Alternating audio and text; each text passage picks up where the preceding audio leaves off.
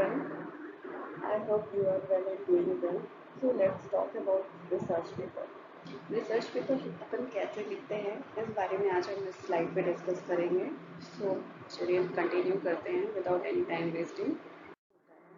ये आप सब लोग जानते होंगे, जब पीएचडी करते हैं या थीसिस करते हैं या रिसर्च करते हैं तो उसमें हमें डेजर्टेशन में भी हमें रिसर्च पेपर राइट करने होते हैं, ठीक है. लेकिन उसका सबका फॉर्मेट क्या होता है, सेम होता है, बस कंटेंट में डिफरेंस होता है कि पीएचडी में कंटेंट थोड़ा ज़्यादा होता है. पी और आप एमफिल करते हैं तो एक मिनी रिसर्च होती है, डेजर्टेशन 6 मंथ की होती है, तो सबका अपना अपना एक अप्रॉक्सीमेट टाइम होता है, ठीक है. बट रिसर्च पेपर का मैं आपको जनरली मतलब एक प्रोस्पेक्टिव क्या होता है, कैसे करनी चाहिए, उसके क्या फॉर्मेशंस हैं, क्या उसके एलिमेंट्स हैं, किस स्टेप बाय स्टेप उसको करना चाहिए, वो मैं भी आपको बताती हूँ. फर्स्टली है कि हमें रिसर्च पेपर लिखते कैसे, स्टार्टिंग कहाँ से करते हैं. तो फर्स्टली स्टार्टिंग होती है टाइटल पेज से, ठीक है.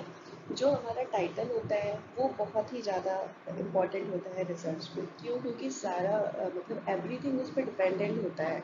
हमारा पूरा कंटेंट जो होता है, पूरी रिसर्च होती है, सब कुछ टाइटल के बेस पे होती है. और हमारा जो टाइटल होता है उसे हमें ना तो बहुत बड़ा लेना चाहिए और ना ही बहुत शॉर्ट लेना चाहिए. क्लैरिफाई होना चाहिए, सिंपल होना चाहिए कि पढ़ने वाले को एग्जैक्टली समझ में आए कि मतलब अंदर जो कंटेंट डला हुआ है वो क्या है. और सेकेंड थिंग कि टाइटल पेपर पेज जो होता है उसमें हमको फर्स्ट क्या क्या चीज़ें मेंशन होती है. पहला तो टाइटल पेपर में हमारा टाइटल होता है, फिर ऑथर नेम होता है कि ऑथर कौन है. आप सेल्फ पब्लिश कर रहे हैं तो अपना नाम या आपके साथ कोई और है तो उनका नाम, ठीक है.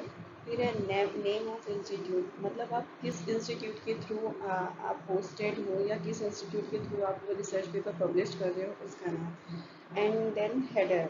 हेडर जो होता है वो जनरली कैपिटल लेटर में राइट किया जाता है. जो हमारा मतलब रिसर्च पेपर है उसका नाम मेंशन होता है, प्लस उस पर पेज नंबर ऑल्सो मेंशन होते हैं, ठीक है. तो ये फाइनली एक टाइटल पेज के बारे में मैंने आपको एक जनरल डिस्कशंस बताया. वैसे तो टाइटल पेज एक खुद एक बहुत ब्रीफ टॉपिक है जिसके बारे में एक मतलब लेक्चर कम पड़ जाएगा. सो हम अभी बहुत ज़्यादा डेप्थ में नहीं जाएंगे, जनरल फॉर्म पे जाएंगे कि सारी चीज़ें हमें स्टेप बाय स्टेप पता होनी चाहिए. हमें उसके अंदर पीएचडी नहीं करनी है किसी भी स्पेशल टॉपिक पे.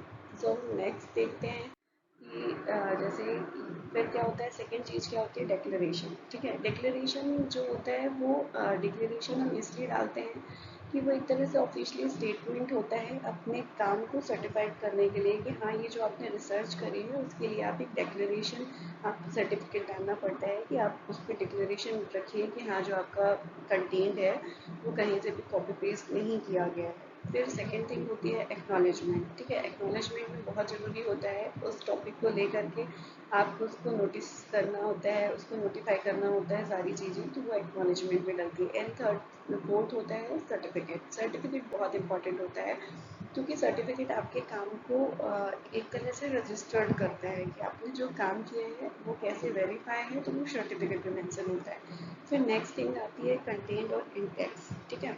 कंटेंट और इंडेक्स में हमें स्टेप बाय स्टेप जो हमने चीज़ें आगे मेंशन करी हैं वो हमें उसे सीक्वेंस वाइज डालना होता है. और फिर जैसे एब्स्ट्रैक्ट. एब्स्ट्रैक्ट क्या होता है, एक तरह से मतलब जब हम रिसर्च पेपर राइट करते हैं तो फर्स्ट थिंग हमारे उस पर होता है एब्स्ट्रैक्ट. एब्स्ट्रैक्ट जो होता है वो ब्रीफ समरी होती है जो हमारा पूरा कंटेंट है उसके बारे में. और बहुत बड़ा, कभी भी एब्स्ट्रैक्ट ना बहुत ज़्यादा बड़ा नहीं करना चाहिए और नहीं बहुत शॉर्ट वे पे करना चाहिए. अप्रॉक्स 200 टू 250 वर्ड्स होना चाहिए. कोई भी रिसर्च के लिए इतना वर्ड इनफ एंड सफिशिएंट है. हम 10 to 15 लाइन्स में भी उसे कंप्लीट कर सकते हैं.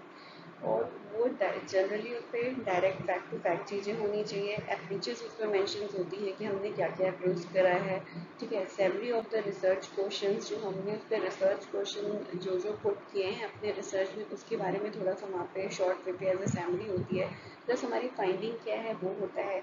हमारा स्टडी एरिया जो है उसके बारे में थोड़ा सा मेंशन होता है. ओवरऑल जो मेरा अपना टॉपिक होता है उस टॉपिक के बारे में मतलब बहुत ही ब्रीफ वे पे समरी होती है कि आपको मतलब अगर किसी ने पूरा रीड नहीं किया है रिसर्च पेपर तो एब्स्ट्रैक्ट से चीज़ें समझ में आ जाती हैं.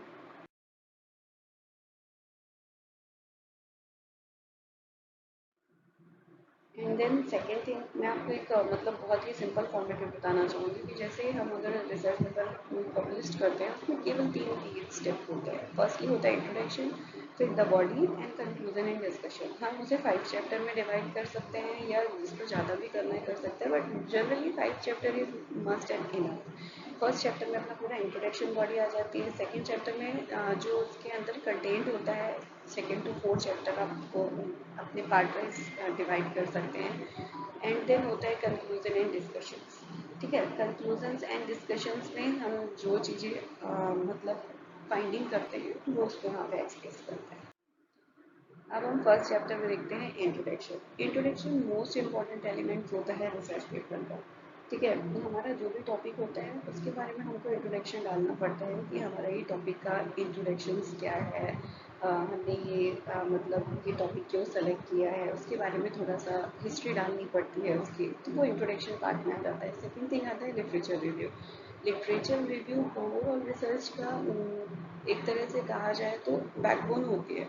वो इसलिए क्योंकि रिसर्च जो लिटरेचर रिव्यू होता है उसी के बिहाफ पे हम अपनी रिसर्च को बहुत ज़्यादा बेनिफिशियल और इफेक्टिव बना सकते हैं। जैसे हम रिसर्च पेपर अगर हम पढ़ते हैं बहुत सारे जो हमारे टॉपिक से रिलेटेड है, हम जब वो रिसर्च पेपर पढ़ते हैं तो हमें उससे पढ़ने से हमको ये समझ में आता है कि रिसर्च में क्या क्या फाइंडिंग आ चुकी हैं, क्या अभी नया किया जा सकता है। तो हमें एक तरह से अपने टॉपिक को सिलेक्ट करने में भी काफ़ी ईजी गोइंग होता है literature review.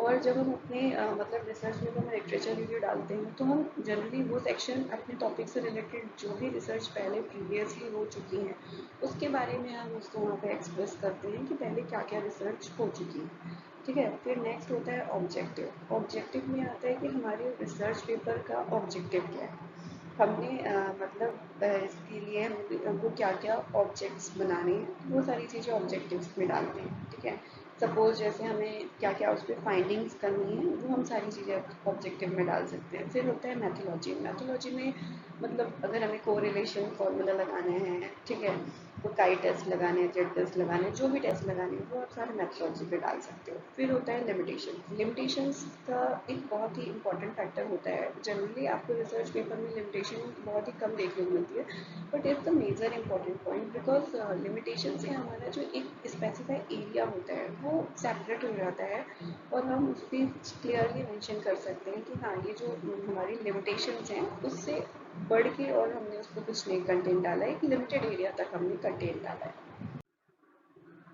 And then second to fourth chapter, जैसे हमने बताया कि सपोज आपका कोई भी टॉपिक है उसको आप सेकेंड टू फोर्थ चैप्टर के अंदर डाल सकते हैं। पहली चीज़ फर्स्ट थिंग क्या होगा, अगर आप सेकेंड चैप्टर में डालते हैं एक्सप्लेन द टॉपिक, जो आपका टॉपिक है, सपोज जो रीज़न है, जैसे आपने कोई एक सिटी सेलेक्ट करी उसका आप शो किए हो इकोनॉमी फैक्टर, ठीक है, फिजिकल फैक्टर, मतलब उसके बारे में जो जो भी हिस्ट्री है वो सारी चीज़ें आप उस पर डाल सकते हैं, अपने टॉपिक को क्लियरली मेंशन कर सकते हैं। ठीक है, फिर आपने जो भी रिसर्च करी है, जो भी डेटा कलेक्ट किए हैं उसको एनालाइज करना। ठीक है, आप उससे क्या क्या आपको एनालाइज करने में चीज़ें आई हैं वो एज अ टेबल फॉर्म में डालिए, एज अ कंप्रीशन करिए, जो भी करना है, जैसे भी आप अपने रिसर्च पेपर में डालना चाहते हैं वो सब चीज़ें आप उस पर डाल सकते हैं। फिर फिफ्थ आता है अपना कंक्लूजन एंड डिस्कशन। ये बहुत ही मेजर फैक्टर होता है रिसर्च का कि ओवरऑल पूरा रिसर्च पेपर अगर ना पढ़ा जाए तो कंक्लूजन से हमें बहुत सारी चीज़ें पता चल जाती हैं कि रिसर्च पेपर पब्लिश करने में जो भी हमने रिसर्च करी है उसमें कंक्लूजन क्या निकला है। ठीक है, और डिस्कशन हम इसलिए डाल देते हैं कंक्लूजन के साथ कि जो हमने फाइंडिंग की है वो एज अ समराइज करके कंक्लूजन में प्लस जो हम डिस्कस कर रहे हैं जो चीज़ हम उस पर और मेंशन कर सकते हैं तो डिस्कशन में। एंड नेक्स्ट स्टेप आता है सजेशन एंड रिमार्क। सजेशन और रिमार्क भी बहुत इंपॉर्टेंट टॉपिक होता है बिकॉज सजेशन और रिमार्क में हम वो चीज़ मेंशन कर सकते हैं, सपोज हमने जो रिसर्च करी है, ठीक है, अब वो हमें रिसर्च करने में हमको क्या क्या ऐसी चीज़ें लगती हैं कि ये हम एज अ सजेशन डाल सकते हैं कि नेक्स्ट टाइम अगर इस टॉपिक से रिलेटेड या इस फील्ड से रिलेटेड कोई रिसर्च करता है तो जब वो रिसर्च पेपर पढ़े तो वो रिमार्क में और सजेशन में वो जो चीज़ें मेंशन हो उसको हाईलाइट्स होती हैं, तो इससे जब वो नेक्स्ट पर्सन कभी कोई रिसर्च करता है तो उस पर उसकी रिसर्च में इम्प्रूवमेंट आती है। तो सजेशन एंड रिमार्क, ठीक है। फिर नेक्स्ट आ गया बिब्लियोग्राफी एंड रेफरेंस। बिब्लियोग्राफी और रेफरेंस, बिब्लियोग्राफी और रेफरेंस में हम सबसे पहले डालते हैं ऑथर का नेम, ऑथर का नेम क्या है, ठीक है, फिर पब्लिकेशन का नेम, पेज नंबर ज़रूरी रहते हैं उस पर, और सोर्स ऑफ वेब, मतलब अगर आपने यूआरएल से लिया है, ठीक है, वेब से लिया है, जहाँ से लिया है उसके आप लिंक भी शेयर कर सकते हैं। ओवरऑल बिब्लियोग्राफी लिखने का एक मतलब बेसिक पैटर्न होता है, उस पैटर्न में ही बिब्लियोग्राफी और रेफरेंस को डाला जाता है। तो इस वजह से अगर आप लोग इंटरेस्टेड हो कि बिब्लियोग्राफी कैसे मेंशन की जाती है, तो आप डेफिनेटली मुझे कमेंट्स बॉक्स पे डालिएगा। मैं एक नेक्स्ट सेशन में बिब्लियोग्राफी लिखने का एक प्रॉपर पैटर्न बताऊंगी।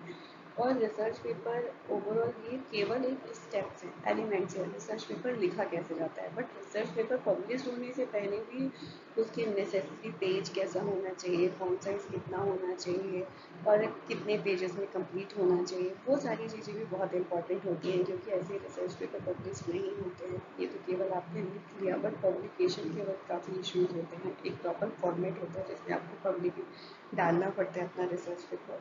सो अगर आपको उसका एक फॉर्मेट चाहिए होगा कि जब पब्लिकेशन कराते हैं तो क्या क्या कैसे फॉर्मेट पे रिसर्च पेपर पब्लिश किया जाता है, तो उसके लिए भी मैं नेक्स्ट वीडियो बना सकती हूँ अगर आपकी डिमांड हो तो।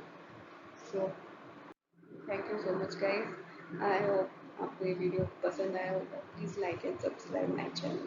Thank you.